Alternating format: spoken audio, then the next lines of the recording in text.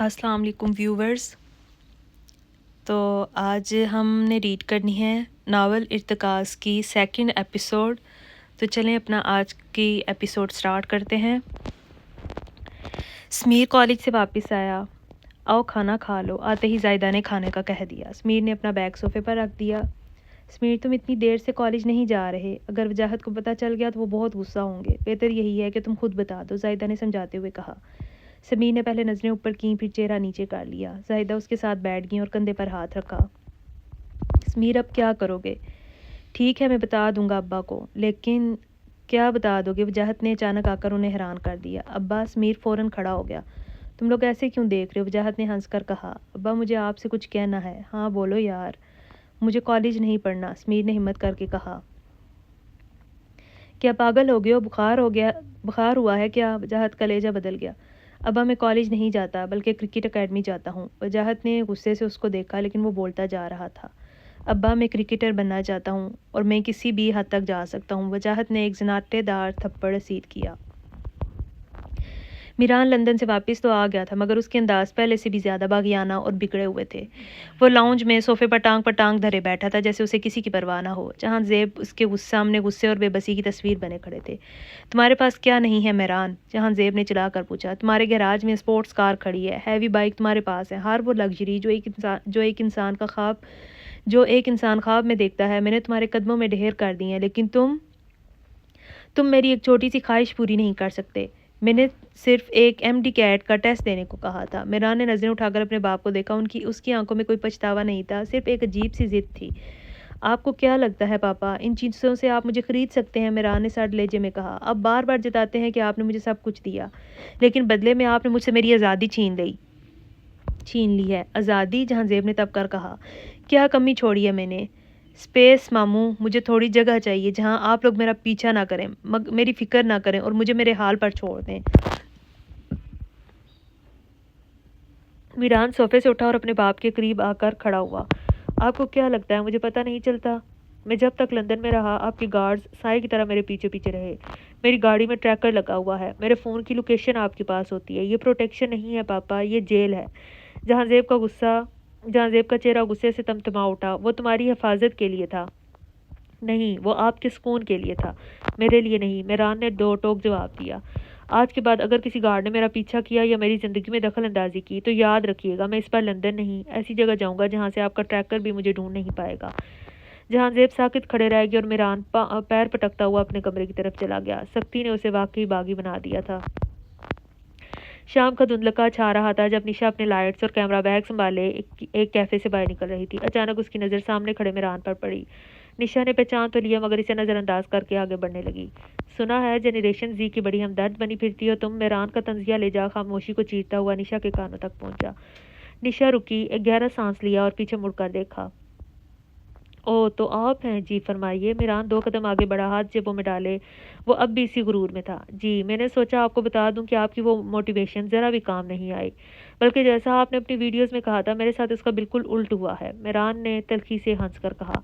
आप कहती हैं ना कि वालिदैन सपोर्टिव नहीं होते क्योंकि उन्हें पता नहीं होता कि बच्चों की ज़िंदगी में क्या चल रहा है। ऐसा नहीं है निशा, उन्हें सब पता होता है। उन्हें ये भी पता है कि हमें स्पेस चाहिए, पर वो सिर्फ हमें जलील करने के लिए हमारी गाड़ियों में ट्रैकर लगवाते हैं। उनका बस चले तो हमें जंजीरों से बांध कर रख दें। निशा ने खामोशी से उसकी बढ़ात सुनी, फिर सुकून से बोली। हर किसी के वालिदैन ऐसे नहीं होते मेहरान, आप अपनी तलखी को सब पर लागू नहीं कर सकते। तुम्हारे लिए कहना आसान है, मेहरान ने जिताया। निशा की आंखों में एक पल के लिए संजीदगी आई। तुम्हें लगता है मेरी ज़िंदगी बहुत आसान है मेहरान? हमारी फैमिली में वक्त कितना कीमती है और इसे पाने के लिए कितनी मेहनत करनी पड़ती है, तुम नहीं जान सकते। मैं यहाँ तक पहुँचने के लिए अपनी नींदें और आराम कुर्बान करती हूँ। तुम तो ये गिला कर रहे हो ना कि तुम्हारे वालिदैन तुम्हारा पीछा नहीं छोड़ते। कम अज़ कम वो तुम्हारे साथ तो हैं। तुम्हें पता है कि घर जाओगे तो कोई गुस्सा करने वाला है, कोई ट्रैकर लगाने वाला मौजूद है। बहुत से लोग इस फिक्र के लिए भी तरसते हैं। निशा ने अपना बैग कंधे पर ठीक किया और मजीद कहा। तुम्हारे पास सब कुछ है, इसलिए शायद तुम्हें उसकी कदर नहीं। मेरे लिए वक्त का एक एक पल मेरी मेहनत की कमाई है, जबकि तुम्हें लगता है कि दुनिया तुम्हारे गिर्द घूमती है। मेहरान कुछ कहने के लिए लब कुशा हुआ, मगर निशा उसे वहीं सोचों में डूबा छोड़कर आगे बढ़ गई। रात के 2 बज रहे थे। शहर की सड़कें सुनसान थी, सिवाय मेहरान की स्पोर्ट्स कार के इंजन की गरज के। वो बेतहाशा रफ्तार से गाड़ी चला रहा था, जैसे अपनी सोचों से पीछा छुड़ाने की कोशिश कर रहा हो। इसके कानों में भी तक जहांजेब की बातें और निशा का वो तंजिया लेजा गूंज रहा था। सब कुछ है मेरे पास, फिर भी ये खालीपन क्यों है? उसने गुस्से से स्टीयरिंग पर हाथ मारा। अचानक उसने सड़क के किनारे एक पुराने हॉस्टल के बाहर चंद लड़कों को देखा, जो रात की इस पहर भी क्रिकेट के किट बैग उठाए शायद किसी दूर के मैच के लिए निकल रहे थे। इनमें से एक लड़का, जो समीर था, अपने जूते के तस्मे ठीक कर रहा था। मेहरान ने गाड़ी की रफ्तार आहिस्ता की और कुछ देर के लिए उसे देखने लगा। समीर के चेहरे पर थकन तो थी, मगर उसकी आंखों में एक ऐसी चमक थी जो मेहरान की स्पोर्ट्स कार की हेडलाइट से भी ज़्यादा रोशन थी। मेहरान को अजीब सा लगा, उसके पास तो शायद गाड़ी का पेट्रोल भरवाने के भी पैसे ना हों, फिर ये इतना मुतमिन कैसे नज़र आ रहा है? इसी वक्त मेहरान का फ़ोन बजा। उसके बाप जहांजेब का मैसेज था, तुम्हारे कार्ड्स डीएक्टिवेट कर दिए गए हैं, जब तक तुम तमीज़ नहीं सीखते 1 रुपया नहीं मिलेगा। मेहरान ने फ़ोन डैशबोर्ड पर फेंक दिया। उसे लगा उसके गिर्द दीवारें ऊंची हो रही हैं। उसे पहली बार एहसास हुआ कि वो सिर्फ एक गोल्डन पिंजरे का कैदी है। वो गाड़ी मोड़ कर निशा के स्टूडियो के बाहर जाकर खड़ा हो गया। वो इस वक्त किसी से बात करना चाहता था और उसे लगा कि सिर्फ निशा ही है जो उसे कड़वी मगर सच्ची बात कह सकती है। मेहरान गुस्से और झंझलाहट में जहांजेब के कमरे में दाखिल हुआ। जहांजेब साहब इत्मीनान से अपनी फाइल्स देख रहे थे, जैसे उन्हें मेहरान के आने का पहले से इल्म हो। डैड यार, आपको हो क्या गया है? ये कार्ड्स क्यों ब्लॉक किए हैं? मेहरान ने बेजारी से पूछा। देखें, मैं तो बस आपको वैसे ही तंग कर रहा था जैसे आप मुझे टेस्ट के लिए कर रहे थे। मेरा मतलब है एम्प्टी कैट कोई आखिरी चीज़ तो नहीं थी। जहांजेब ने फाइल से नजरें हटाई और ठंडे लहजे में कहा, तंग कर रहे थे मेहरान? तुम्हें अंदाज़ा भी है कि तुमने मेरी इज्जत का क्या जनाजा निकाला है?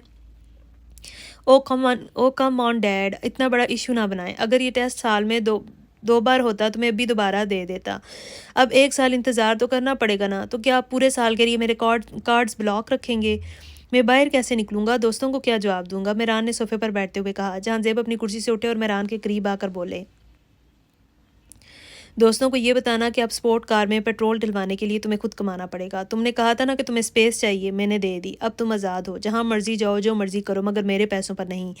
डैड, ये ज़्यादती है, मेहरान चिल्लाया। आपको पता है मुझे नौकरी करना नहीं आता, तो सीख लो जिस तरह वो लड़के सीखते हैं जिनके पास ना बाप का सहारा है ना बैंक बैलेंस। जहांजेब ने 2 टोक जवाब दिया। आज से तुम्हारा जेब खर्च बंद। अगर तुम्हें अय्याशी करनी है तो अपनी काबिलियत पर करो, और हाँ, गाड़ी की चाबियाँ भी टेबल पर रख कर जाना, क्योंकि उसका इंश्योरेंस और पेट्रोल भी अब मैं अफोर्ड नहीं कर सकता। मेहरान साकित रह गया। उसे उम्मीद थी कि थोड़ा मक्खन लगाने से डैड मान जाएंगे, मगर यहाँ तो मामला बिल्कुल उल्ट पड़ गया था। वो गुस्से में वहाँ से निकला, लेकिन अब उसके पास ना गाड़ी थी और ना पैसे। सिर्फ एक महंगा फ़ोन था जिसकी बैटरी भी ख़त्म होने वाली थी। निशा की ज़िंदगी में दुख की वजह सख्ती नहीं, बल्कि वो खामोशी थी जो इसके घर की दीवारों में बसी हुई थी। उसके वालिदैन कभी उसके लिए सख्त नहीं हुए, क्योंकि उनके पास निशा के बारे में सोचने का वक्त ही नहीं था। वो बचपन के दिन याद करती तो इसे याद आता कि कैसे स्कूल के हर पीटीएम पर वो अकेली बैठी रहती थी। दूसरे बच्चों के वालिदैन उनके नंबर्स और कारकर्दगी पर बहस कर रहे होते थे और निशा की कुर्सी हमेशा खाली रहती। उसके वालिदैन अपनी सोशल लाइफ पार्टियों और बिजनेस मीटिंग्स में इतने मसरूफ़ थे कि उन्हें कभी ये याद ही नहीं रहा कि उनकी एक बेटी भी है जिसे उनकी तवज्जो चाहिए। निशा ने खुद को संभालना खुद ही सीखा। जब उसे चोट लगती या वो बीमार होती तो घर के मुलाजिम ही उसका ख्याल रखते। उसके वालिदैन के पास उसके लिए सिर्फ पैसे थे, वक्त नहीं। यही वजह थी कि निशा ने सोशल मीडिया को अपना सहारा बनाया, जहाँ कम से कम अनजान लोग इसे सुनते तो थे। उसने एक बार फ़ोन पर अपनी माँ से कहा था, मम्मा आज मेरा रिजल्ट है, मैंने टॉप किया है। आगे से जवाब आया, बेटा बहुत अच्छी बात है, मैं अभी एक ज़रूरी मीटिंग में हूँ, कार्ड से शॉपिंग कर लेना, ओके बाय।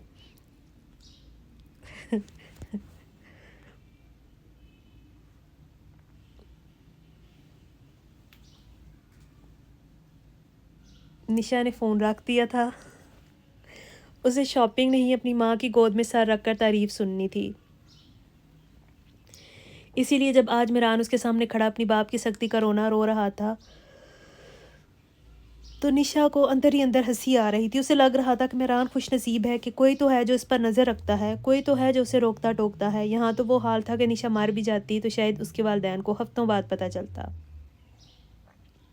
हॉस्टल के इस छोटे से कमरे में, जहाँ पंखा धीमी आवाज़ में चल रहा था, समीर अपने पुराने लैपटॉप के सामने बैठा था। उसके पासपोर्ट साइज़ के ख्वाब अब एक बड़ी स्क्रीन पर आने के लिए तैयार थे। उसने अपनी बैटिंग की वो वीडियोस जमा की जो उसके एक दोस्त ने एकेडमी में बनाई थी। कमरे के दूसरे लड़के सो रहे थे, मगर समीर की आंखों में नींद का नामो निशान नहीं था। उसने एक इंटरनेशनल क्रिकेट लीग या टैलेंट हंट की वेबसाइट खोली थी, जहाँ ऑनलाइन ऑडिशन के लिए बैटिंग की वीडियो अपलोड करनी थी। ये मेरा आखिरी मौका है। उसने बड़बड़ाते हुए वीडियो अपलोड पर क्लिक कर दिया। इस वीडियो में वही टूटे हुए जूते पहनकर एक ऐसी कवर ड्राइव मार रहा था जिसे देखकर बड़े बड़े बल्लेबाज भी दंग रह जाते। अगले चंद दिन समीर के लिए बहुत भारी थे। वो दिन भर अकेडमी में पसीना बहाता और रात को हॉस्टल आकर बार बार अपनी ईमेल चेक करता। हॉस्टल का खाना खाकर उसकी तबीयत अक्सर नासाज रहती, पर वो जानता था कि अगर उसने हिम्मत हारी तो वापसी का रास्ता बंद है। एक दोपहर जब वो अकेडमी की ग्राउंड में अकेला बैठा था, उसके फ़ोन पर एक ईमेल की नोटिफिकेशन आई। उसका दिल धक धक करने लगा। ईमेल खोलते ही उसकी आंखें खुशी से चमक उठीं। मोहतरम समीर, आपकी बैटिंग वीडियो हमारे सेलेक्टर्स को बहुत पसंद आई है। आपको अगले राउंड के ट्रायल्स के लिए मुंतखब कर दिया गया है। समीर की चीख निकलते निकलते रह गई। उसने आसमान की तरफ देखकर शुक्र अदा किया। उसे लगा जैसे उसके इन टूटे हुए जूतों ने उसे ज़मीन से उठाकर आसमान की तरफ पहला कदम बढ़ाने में मदद दी है। उसे अब बस एक बार खुद को साबित करना था और फिर पूरी दुनिया उसके सामने होनी थी। समीर ने दिन भर की प्रैक्टिस के बाद थक कर फ़ोन उठाया। स्क्रॉल करते हुए उसके सामने निशा की एक नई वीडियो आ गई। वीडियो का इन्वान था, हमें समझना इतना मुश्किल क्यों है। निशा कैमरे के सामने बैठी बहुत संजीदा लग रही थी। उसने बोलना शुरू किया। लोग कहते हैं कि हमारी जनरेशन जी बहुत बदतमीज़ है, बहुत बिगड़ी हुई है, या शायद हम बहुत सुस्त हैं। लेकिन क्या किसी ने कभी सोचा है कि हम किस ज़हनी दबाव से गुजर रहे हैं। हमें एक ऐसी दुनिया मिली है जहाँ मुकाबले की कोई हद नहीं है। निशा ने गहरा सांस लिया और जारी रखा।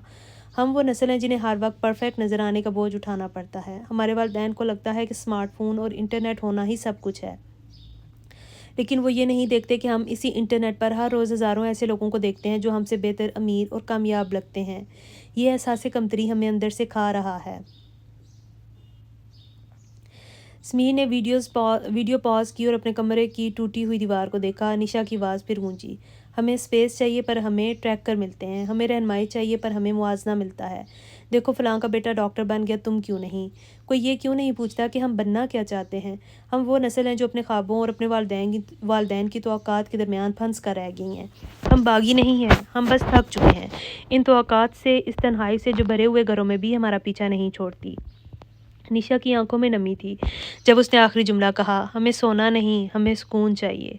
हमें जायदाद नहीं, हमें सिर्फ ये यकीन चाहिए कि हम अगर नाकाम भी हो जाएं तो कोई हमें गले लगा कर कहेगा, कोई बात नहीं, तुम फिर भी हमारे लिए ख़ास हो।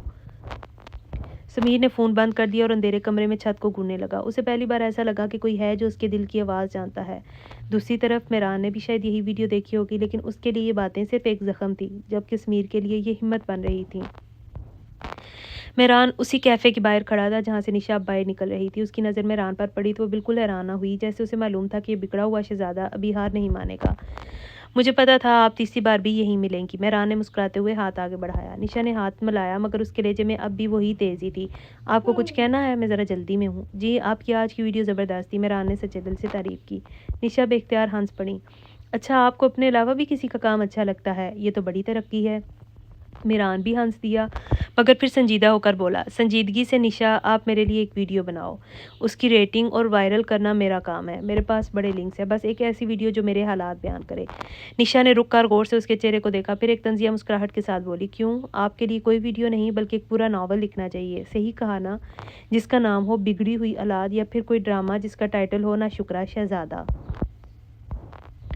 मेहरान ने नफ़ी में सर हिलाया और उसकी आंखों में आंखें डालकर बोला, मजाक नहीं निशा, एक वीडियो ऐसी बनाओ जो मुझसे रिलेट करे। ऐसी वीडियो कि जब मेरे माँ बाप इसे देखें तो उन्हें थोड़ी अक्ल मिले, उन्हें पता चले कि वो मेरे साथ क्या कर रहे हैं।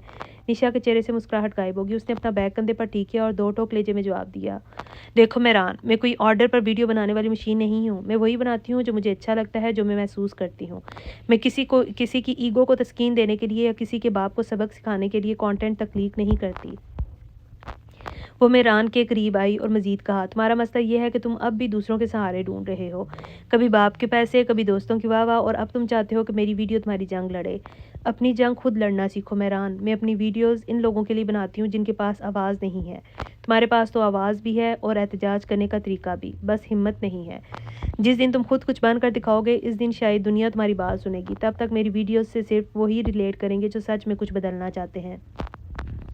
निशा वहाँ से तेज़ी से अपनी गाड़ी की तरफ बढ़ गई और मेहरान वहीं खड़ा उसे देखता रह गया। उसे पहली बार एहसास हुआ कि सिर्फ पैसे या सिफारिश से हर चीज़ खरीदी नहीं जा सकती, कुछ चीज़ें कमाना पड़ती हैं। मेहरान जब घर पहुंचा तो उसके दिमाग पर निशा की बातें और बाप की तलखियाँ एक बोझ बनकर सवार थीं। वो सीधा अपने कमरे में गया और दराज से वो पिस्तौल निकाल ली जो उसके बाप ने हिफाजत के लिए रखी थी। इस वक्त मेहरान के होशो हवास काबू में नहीं थे। आज सब ख़त्म हो जाएगा, ना रहेगी आज़ादी की तलब और ना रहेंगी ये पाबंदियाँ। वो बड़बड़ाते हुए लाउंज की तरफ बढ़ा जहाँ हिशाम बैठा कुछ काम कर रहा था। हिशाम ने जैसे ही मीरान के हाथ में गन देखी, उसके हाथ पाँव फूल गए। मीरान, ये क्या कर रहे हो? पागल हो गए हो क्या? नीचे रखो उसे। हिशाम चलाते हुए उसकी तरफ लपका। दूर रहो, आज मैं दिखाऊंगा जब एक पंछी के पर काट दिए जाते हैं तो वो तड़पता कैसे है। मीरान की आंखों में वहशत थी। मीरान, मेरी बात सुनो, होश से काम लो। हिशाम ने हिम्मत करके मीरान का हाथ पकड़ लिया और उसे गन छीनने की कोशिश करने लगा। दोनों के दरमियान सख्त कशमकश होगी। हिशाम गन का रुख ज़मीन की तरफ करना चाह रहा था जबकि मीरान उसे झटक रहा था। इस छीना चपटी में अचानक पूरे हाल में गोली चलने की कान फाड़ देने वाली आवाज़ गूंजी। एक लम्हे के लिए सन्नाटा छा गया। हिशाम की गिरफ्त ढीली पड़ गई और उसने देखा कि मीरान की आंखें हैरत से फैली हुई थीं। गोली मीरान के पेट में लग चुकी थी।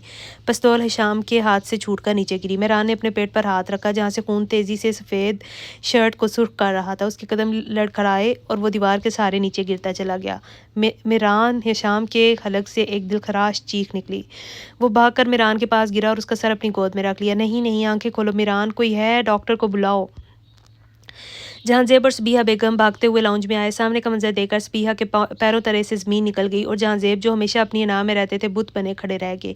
उनका इकलौता बेटा, जिसके पर उन्होंने खुद काटे थे, अब खून में लथपथ उनके सामने पड़ा था। कमरे में अब सिर्फ मीरान और हिशाम रह गए थे। जहांजेब के जाने के बाद कमरे में एक बोझल खामोशी छाई हुई थी। मीरान ने आहिस्ता से सर घुमाया, हिशाम की तरफ देखा जो खामोशी से बैठ के कोने में बैठा था। हिशाम, मेरा फ़ोन किधर है? मीरान ने कमज़ोर मगर साफ आवाज़ में पूछा। हिशाम ने चौंक कर इसे देखा और नफ़ी में सर हिलाया। मीरान, अभी तुम्हारी तबीयत ठीक नहीं है। तुमने अभी अभी इतना बड़ा ऑपरेशन करवाया है। अभी फ़ोन छोड़ो और आराम करो। मीरान की आंखों में वही पुरानी जिद चमक उठी। उसने ज़बरदस्ती उठने की कोशिश की तो जख्म में टीस उठी और उसके मुंह से एक कराह निकली। मेरा फ़ोन मुझे दो, हिशाम, मैं आराम ही कर रहा हूँ। बस मुझे एक बार देखना है। हिशाम ने उसकी हालत देखकर मज़ीद बहस करना मुनासिब न समझा और दराज से उसका फ़ोन निकाल कर उसे थमा दिया। सिर्फ 5 मिनट, इससे ज़्यादा नहीं, हिशाम ने ताकीद की। मीरान ने कपकपाते हाथों से फ़ोन पकड़ा और फ़ौरन इंस्टाग्राम ऑन किया। उसके इनबॉक्स में सैकड़ों मैसेजेस थे मगर उसे किसी की परवाह नहीं थी। उसने सर्च बार में टाइप किया, निशा हयात। निशा की आईडी खुलते ही उसने मैसेज का बटन दबाया। उसका दिमाग अब भी निशा की इन बातों पर अटका हुआ था जो उसने कैफ़े के बाहर कही थी। मीरान ने थरथराती उंगलियों से टाइप करना शुरू किया।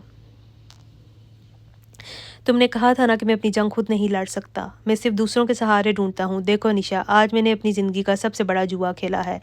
मैंने वो जंजीरें तोड़ने की कोशिश की है जो मुझे जीने नहीं दे रही थी। शायद तुम्हें ये पागलपन लगे, पर जिस आज़ादी की तुम बात करती हो उसकी कीमत अब मैं अपने खून से चुका रहा हूँ। तुम ठीक कहती थी, मैं एक नाशुक्रा शहज़ादा ही हूँ, मगर अब इस शहज़ादे के पास खोने को कुछ नहीं बचा। मीरान ने कांपते हाथों से मैसेज टाइप किया, निशा, मुझे तुम्हारी एक मदद चाहिए। निशा ने जैसे ही मैसेज देखा उसका दिल ज़ोर से धड़का। उसने फ़ौरन रिप्लाई किया, तुम कहाँ हो मीरान? ये सब क्या खबरें चल रही हैं? तुमने ये क्या किया है? मीरान ने जवाब दिया, मैंने खुद को शूट करने की कोशिश की है। ये पढ़ते ही निशा के हाथों से फ़ोन गिर गया। उसने कांपते हाथों से दोबारा फ़ोन उठाया और अस्पताल का नाम पूछा। थोड़ी ही देर में निशा अस्पताल के इस मखसूस कमरे में मौजूद थी। मीरान की हालत देखकर पहले तो इसे समझाने लगी, तुम पागल हो गई मीरान, ज़िंदगी इतनी सस्ती नहीं होती कि तुम उसे एक गोली पर दाव पर लगा दो। मीरान ने थक कर आंखें मूंद दी और धीमी आवाज़ में कहा, निशा, यहाँ मैंने तुम्हें लेक्चर सुनने के लिए नहीं बुलाया, मुझे तुम्हारी ज़रूरत है। निशा खामोश हो गई। मीरान ने जारी रखा, तुम एक वीडियो बनाओ। देखो, पहले तुमने मना कर दिया था लेकिन अब मना मत करना प्लीज़। इस वीडियो में तुम दुनिया को बताओगी कि आज मीरान मलिक ने खुद को गोली मारने की कोशिश की और इसकी वजह सिर्फ उसके वालिदैन के 3rd क्लास रूल्स हैं। तुम बताओगी कि कैसे सख्ती एक इंसान को मौत के मुंह तक ले जाती है। तुमने मना किया तो मैं दोबारा खुद को शूट कर लूँगा। निशा ने एक लंबा सांस लिया। उसे मालूम था कि ये आग से खेलना है, मगर मीरान की आंखों की वहशत देखकर उसने इस बात में सर हिला दिया और वहाँ से चली गई। अगली सुबह मीरान के हाथ में फ़ोन था। वो बार बार निशा हयात का चैनल रिफ्रेश कर रहा था कि ये कब अपलोड करेगी। उसके दिल की धड़कनें तेज़ थी। आखिरकार नोटिफिकेशन चमका। निशा ने वीडियो अपलोड कर दी थी। वीडियो में निशा का चेहरा सुपार था और उसकी आवाज़ में एक अजीब सी काट थी। उसकी लाइन्स कुछ यूँ थी, आज मैं एक ऐसी कहानी सुनाने आई हूँ जो शायद आपको किसी फिल्म का हिस्सा लगे, मगर ये एक तल्ख हकीकत है। मीरान मलिक एक ऐसा नाम है जिसके पास सब कुछ था मगर कुछ भी नहीं था। आज वो अस्पताल में ज़िंदगी और मौत की जंग लड़ रहा है, इसलिए नहीं कि वो कमज़ोर था, बल्कि इसलिए कि उसे मोहब्बत के नाम पर कैद किया गया था।